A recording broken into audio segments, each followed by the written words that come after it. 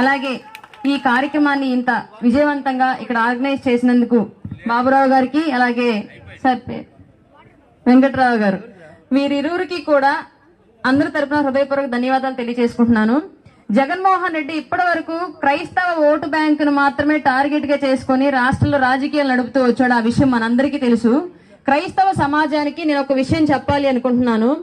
బైబిల్ని, రాజ్యాంగాన్ని వేరువేరుగా చేసి చూడండి. క్రైస్తవ సమాజం ఎవరైనా సరే, బైబిల్ అనేది మన మనసుకు సంబంధించిన విషయం. మనం నలుగురు ఎక్కడ కూర్చున్నా ఏ మతాన్నైనా ప్రార్థించవచ్చు, ఏ దేవుడినైనా ఆరాధించవచ్చు, మన కోరికలు ఏవైనా సరే మనసులో భగవంతుడికి విన్నవించుకోవచ్చు దేవుడికి.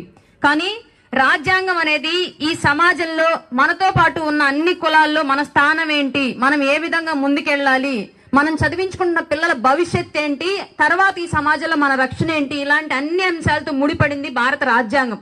ఆ రాజ్యాంగాన్ని మనకు అందించింది